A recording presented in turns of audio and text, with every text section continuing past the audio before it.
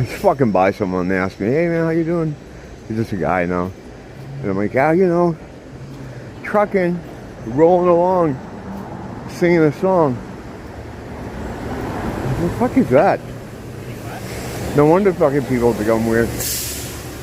It's been, I guess 2 weeks now. Maybe more than that.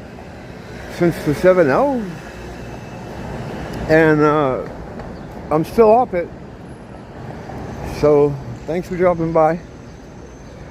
Hopefully I'll see you again soon. Don't blame the teacher. No, I feel like I have to, well, I don't have to, but I want to let people know I'm still not on it because I haven't brought it up. So, if there's one thing I can't abide by in life, it's having strangers on the internet think I'm on drugs. And I don't know why they would think that.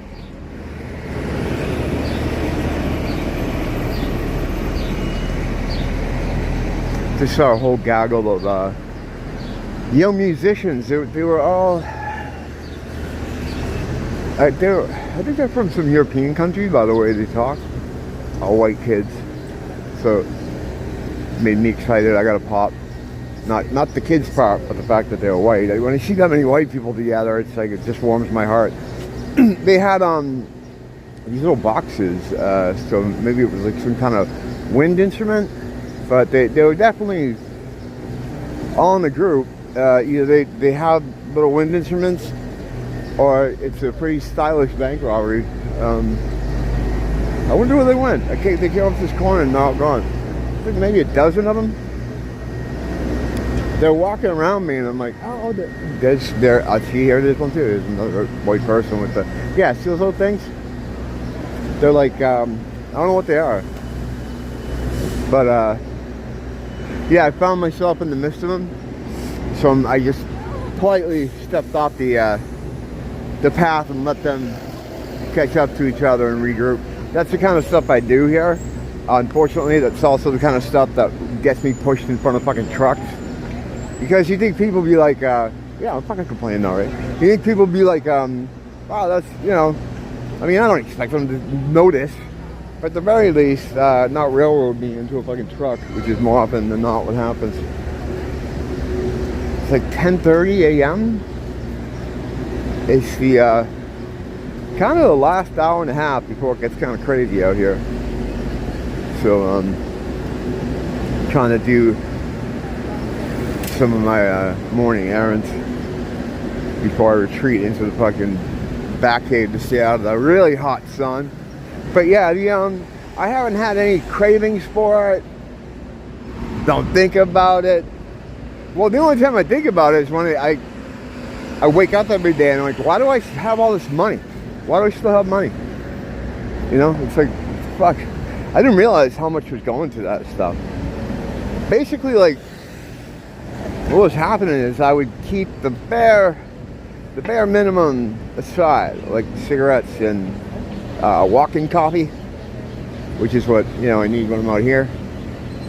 And before I moved here, and this is a very fucking riveting content to get right. Before I moved here, I'd never really experienced the coffee in a can. I was a Dunkin' Donuts guy. I grew up in New England. I moved around a bit, but I'd always found myself back in New England. When I say moved around a bit, I mean I went as north as New Hampshire. But the, yeah, I was a Dunkin' Donuts guy. We had one here. We used to have one here at the airport. I think it's gone now.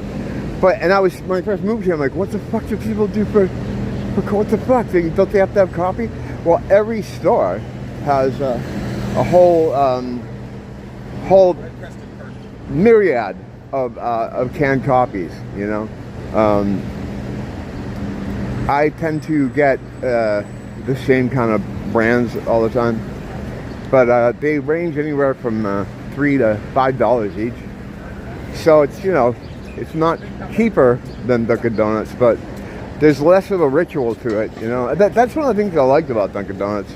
And another like magic ritual that I would take part in, not knowing, you know, is going to Dunkin' Donuts. There's a whole thing about going there, and whether you're in a drive-thru or in the line, everything's ritual. You know, that's how this world is.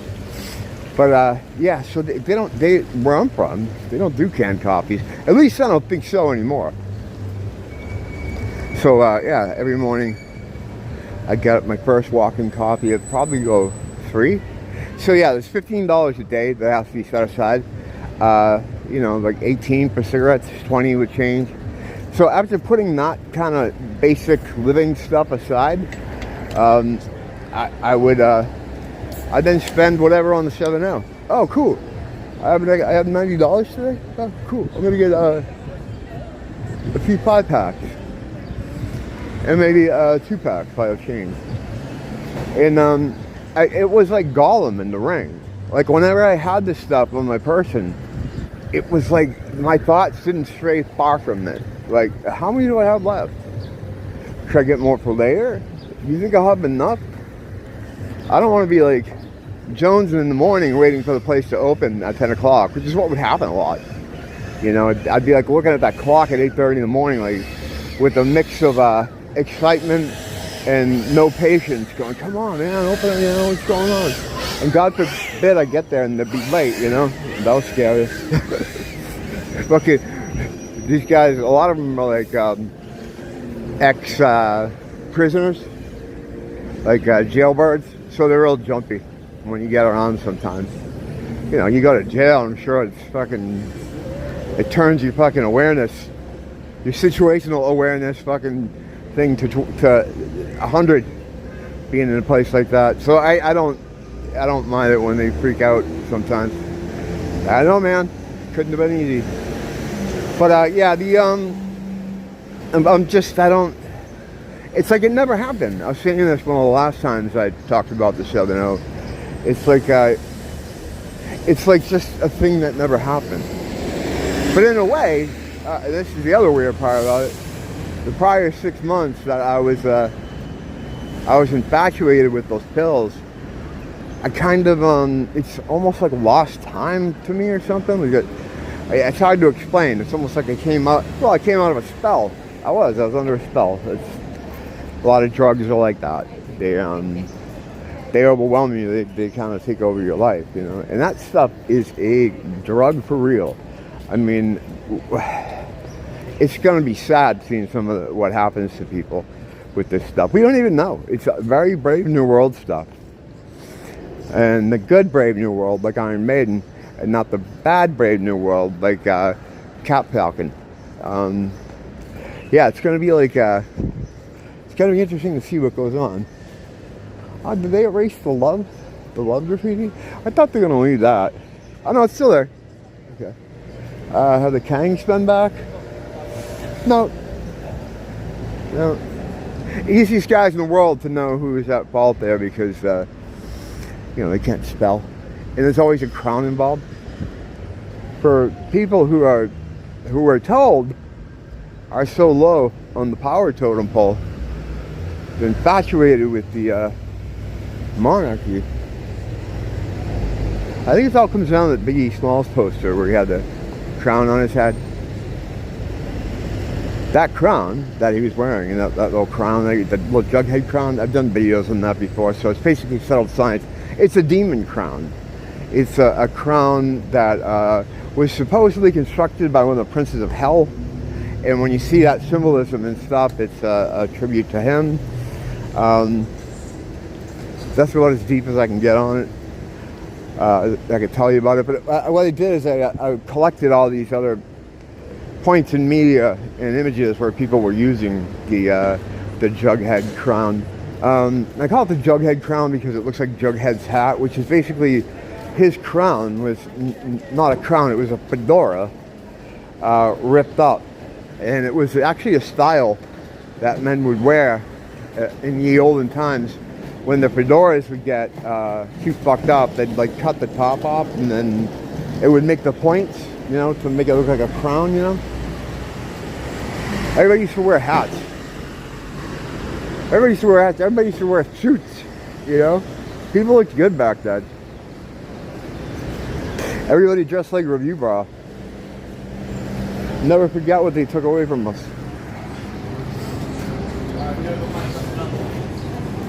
just bought a bag full of crap that if I had been on 7.0, I never would have got.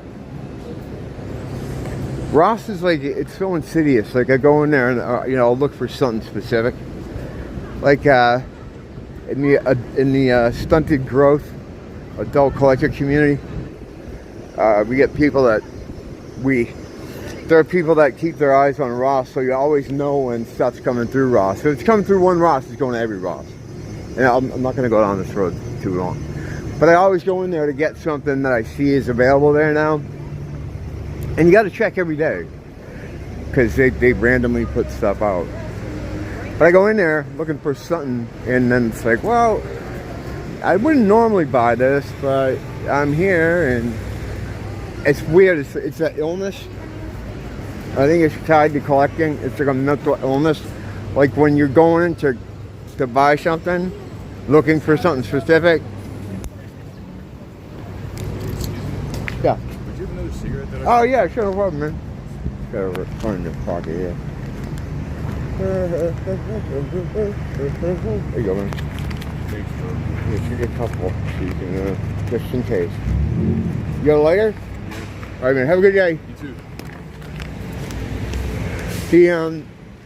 You get like this pre-purchase kind of high, where you're like, I'm gonna get something, and then if it's not in there, you're like, you gotta buy something else to fill that void.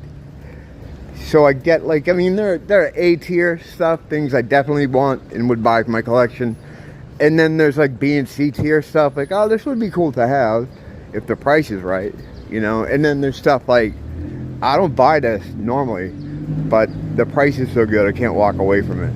I buy a bunch of that stuff, and that's the stuff I always end up giving away. I was just fucking in there again. Like I had I just gave away in the foyer of my building a big cache of Ninja Turtles.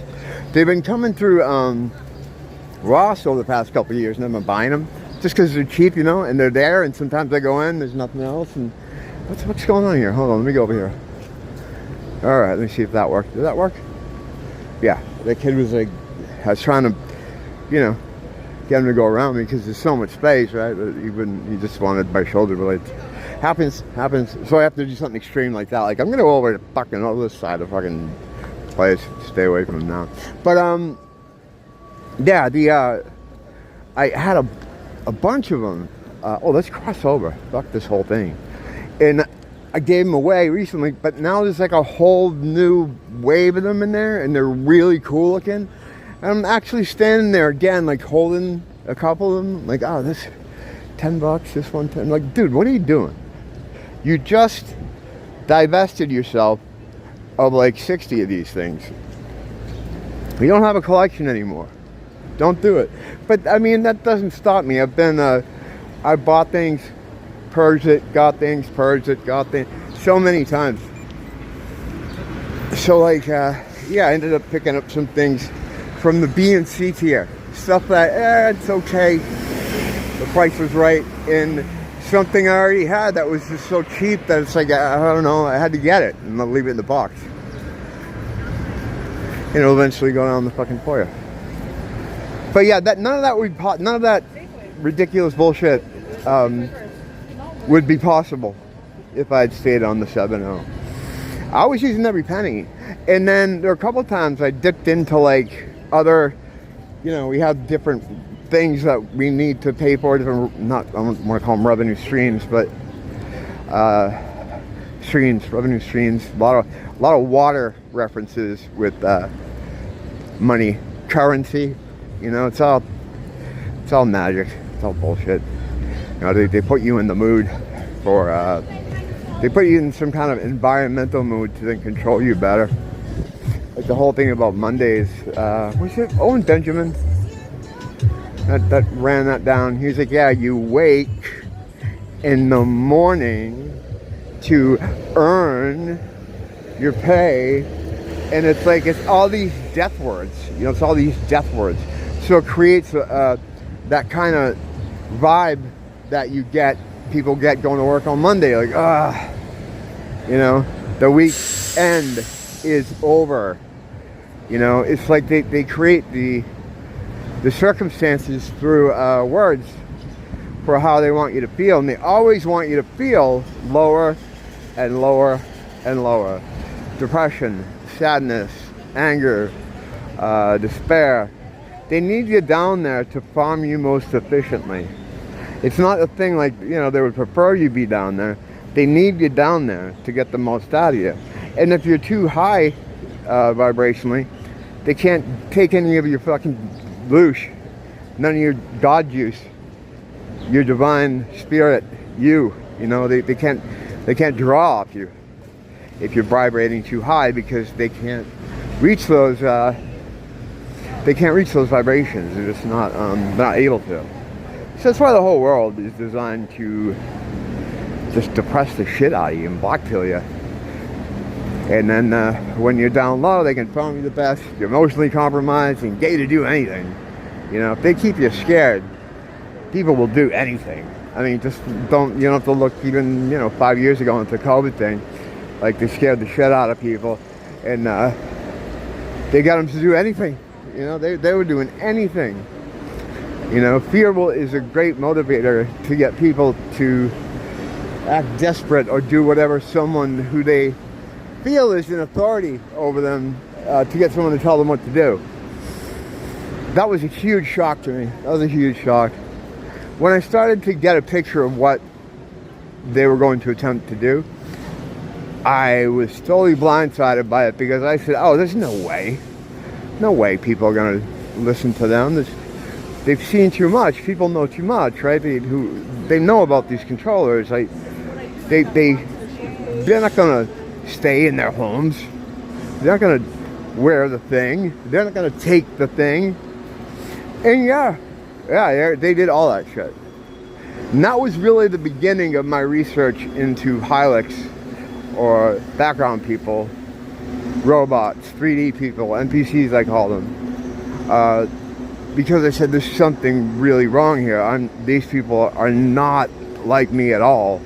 Like at all. It's not even like a race thing. It's like just a presence of being thing. A lot of stuff was, it's a lot of anti-human behavior. So I was like, there's got to be something to this. And that's when I got on that whole thing. The whole NPC thing. It's real. It's fucking real. And it's been around. The concept has been around for centuries, A lot of ancient cultures had a word for it. In fact, some ancient cultures had three stages of people. Where I always only looked at it like two, or I feel like it's that way. But then it goes back to that like Da Vinci quote that I like to use all the time. Some will see when shown, and just some will not see. So there probably is like three people. Because, I mean, when I think about it, I have there's a couple of people in my life who I kind of nudged in the direction of being able to see things that really didn't think about it before. So I guess it is possible, but it's very rare. That middle person is very rare, Rarer still are the ones that see.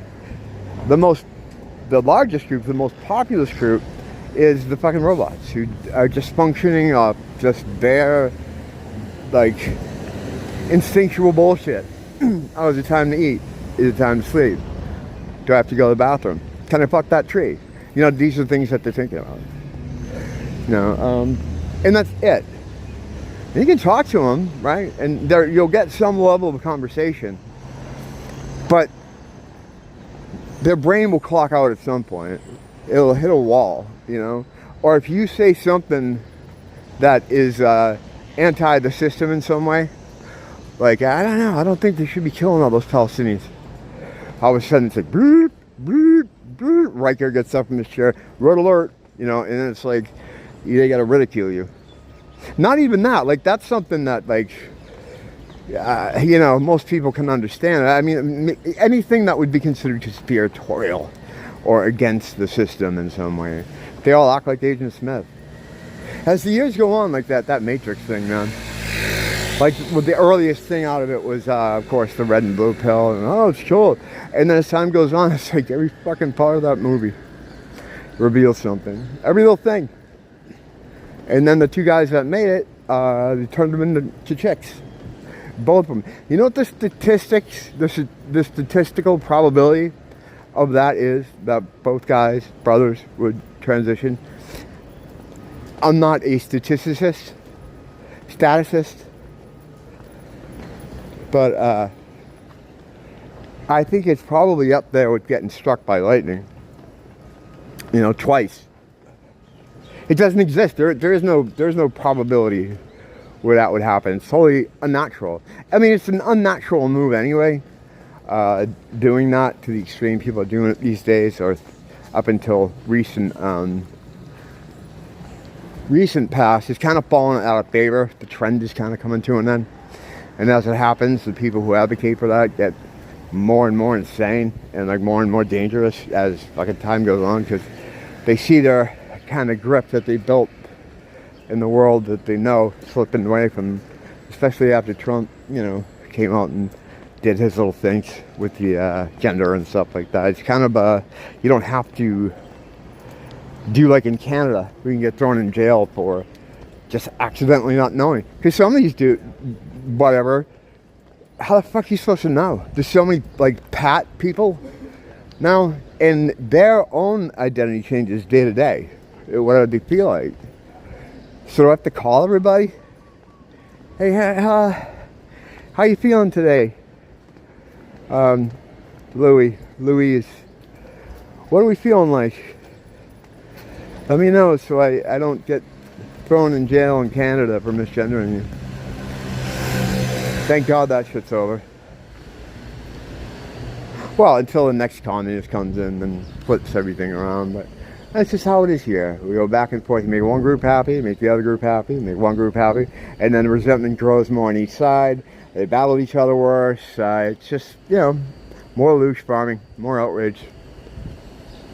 Just being aware of it, though, inoculates you from it in some respects, you know, because you look at it and you go, oh, that's that fucking mess. I don't need to be involved in that, you know. Makes you feel like a super genius sometimes. Like, oh, all these fucking people around there, they think their vote counts. Wow.